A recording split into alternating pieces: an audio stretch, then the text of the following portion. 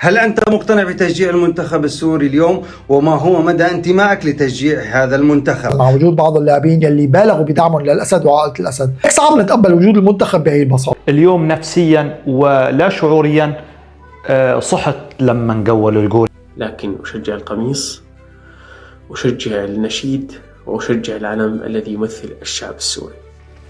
لما بيكون بيمثل شخص أو حزب أو تيار أيا يكن، فبوقتها ما عاد يكون منتخب سوري. في البطولة العربية المقامة في قطر في الدوحة، كأس العرب 2025، وهي البطولة الوحيدة التي شارك بها بعد سقوط النظام المنتخب السوري.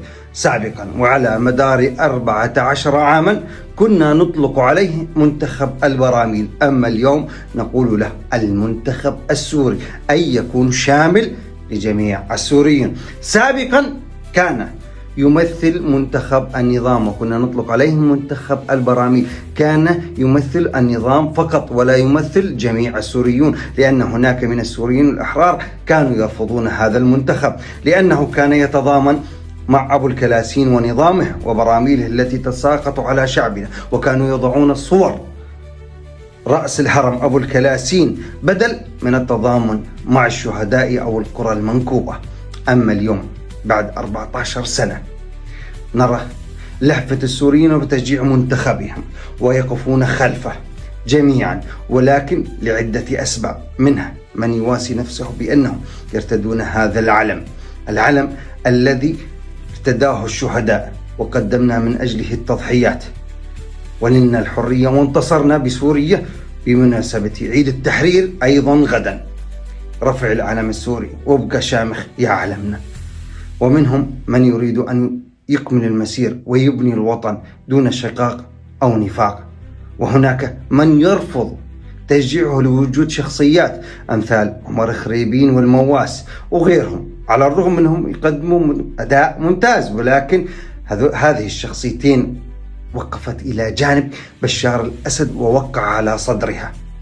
وهي الصورة بتشوفوها مش من عندي الكلام، يمكن كان يساعد بالخفاء يكفى الأيتام كما وصلني ما شفت، لكن اللي شفناه احنا انه بشار الأسد وقع له على صدره. 2 العلم السوري، طبعا أي حر بيشوف العلم السوري ويبقى شامخ العلم السوري عالي، علم الأخضر ويرفرف، فمشجعه. وطبعا لوجود وجوه شابة جديدة تم استدعائها لتمثيل سوريا. احنا بنتمنى من عمر خريبين وغيره الاعتذار من الشعب السوري على الصورة، ولو انها صورة يمكن ان يكون مجبر، لكن عليه ان يعتذر. 3 والصورة الأهم التي جعلت الناس تتراجع من تشجيع المنتخب، وجود شخصيات على أيام النظام، أزلام النظام، منهم فادي دباس وموفق فتح الله، ظهروا بصورة الرئيس أحمد الشرع عندما قابلهم في قطر، لكن هذا الانتماء بدأ يتراجع عند الأحرار. لكن أسفنا على اللاعب الدولي فراس تيت رئيس اتحاد كرة القدم على وضع يده بيد من كان يدعي إلى الجيش وينسب بطولات المنتخب للجيش الذي قتل ودمر وهجر، وإلى رأس النظام الذي قتل ودمر وهجر وجاب الميليشيات على كل سوريا. هذا المنتخب كان منتخب للنظام. أما اليوم أنا شخصيا لم أنتمي بشكل كامل صراحة، أعلنها، أشجع نعم لأجل هذا العلم ولأجل أن نبني سوريا، استمرار عملية البناء بسوريا، لكن أطالب فراس تيت وعمر خريبين والمواس بالاعتذار من الشعب السوري كامل على الصورة التي وقع عليهم رأس الهرم، حتى لو كنت مجبر على هذه الصورة. سألت العديد من الأصدقاء الصحفيين في سوريا ما هو مدى الانتماء، وكانت آرائهم مختلفة، منهم من يشجع ومنهم من يعزي لأجل هذا العلم، ومنهم من لا يستطيع أن يرى من وقف مع النظام يمثل منتخب بلدنا. خلينا نسمع آراء الشباب، وإنت بالنهاية اكتب لي رأيك، شو مدى انتمائك لتشجيع المنتخب؟ بعد 15 سنة الجرح كتير معلم بقلوب السوريين، لهيك صعب نتقبل وجود المنتخب بهي البساطة. خاصة مع وجود بعض اللاعبين يلي بالغوا بدعمهم للأسد وعائلة الأسد. ممكن نتقبلهم بهي المرحلة القصيرة فقط بسبب رفعهم للعلم الأخضر بالمحافل الكبيرة، أما بعدين واجب على اتحاد كرة القدم وإدارة المنتخب النظر بهي المسألة بشكل جدي، خاصة مع وجود بعض اللاعبين السوريين الموجودين بأوروبا قادرين على حمل هذا الكتف بالمنتخب السوري. حتى فينا نقول هذاك الوقت يرجع الشغف للجمهور السوري وترجع الملاعب كرة القدم السورية تتملى على الأخير. تحياتي بعد المقاطعة لمدة 14 عام تقريبا للرياضة السورية بشكل عام والمنتخب السوري بشكل خاص، أعود لتشجيع المنتخب، لكن أشجع القميص، أشجع النشيد، وأشجع العلم الذي يمثل الشعب السوري. لكن سؤالي الأهم، هل هذا المنتخب الذي يلعب الآن وينتمي لهذا الشعب الذي قدم التضحيات؟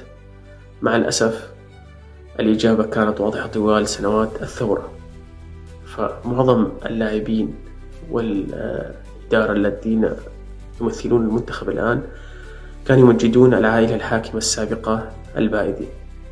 لذلك ما أتمناه فعلا من الاتحاد الرياضي الجديد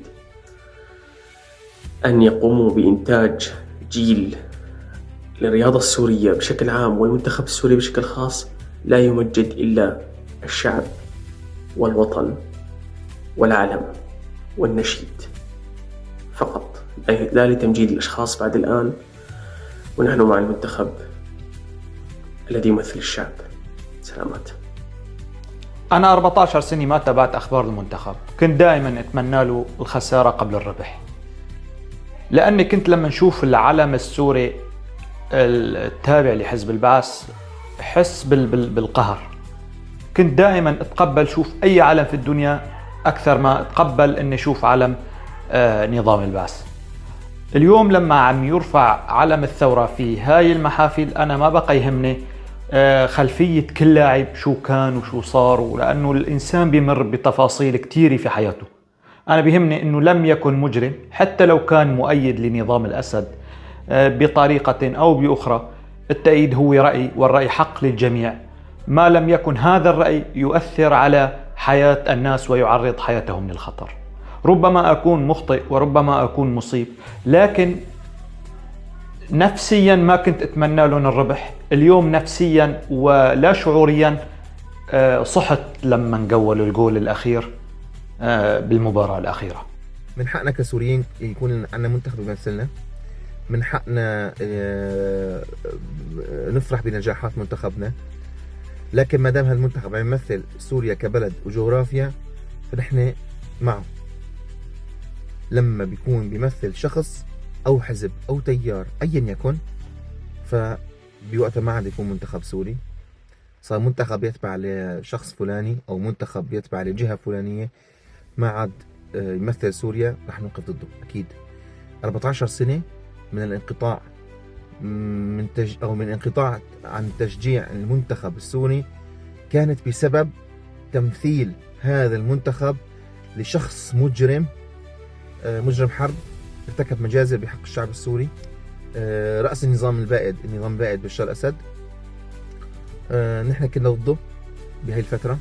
حاليا ما دام عم يرتفع علم بلدنا وبالمحافل الدولية عن الثورة السورية اللي تكفن فيها الشهداء، فنحن من واجبنا أنه نكون سند لهذا المنتخب وندعمه ونشجعه ما دام عم يمثل سوريا كدولة. مضي مباراتين لمنتخب سوريا في كأس العرب وتقريبا ضمن التأهل للدور الثاني. عم لاحظ اغلبنا الخلافات اللي عم تصير على وسائل التواصل الاجتماعي حول المنتخب، فرسالة الشارع السوري وخاصة الرياضي للمسؤولين الرياضيين بالاتحاد النظر خارج الدائرة الضيقة واستقطاب اللاعبين اللي يلعبوا في اوروبا وفي الخليج المحترفين، اللاعبين اللي هن كان سبب خروجهم من سوريا والنظام الساخط، هجرهم من بلادهم وطلعوا كانوا اطفال وتدرجوا في الانديه خارج سوريا لحتى لهم مستويات. ومثال على ذلك محمد صالخدي اللي عم يلعب حاليا في الدوري السويدي وعم يمثل المنتخب وكلنا شفنا اداؤه. فبنتمنى النظر خارج هذه الدائره واستقطاب اللاعبين اللي هن احق بانهم يمثلوا سوريا ويمثلوا المنتخب من عن بقيه اللاعبين اللي كانوا عم يمثلوا شخص قتل وهجر كافه السوريين. هي رساله الشارع السوري وبالتحديد الشارع الرياضي للمسؤولين الرياضيين، وبالتوفيق لمنتخب سوريا اللي يمثل السوريين ويرفع علم سوريا الأخضر في كل المحافل الدولية.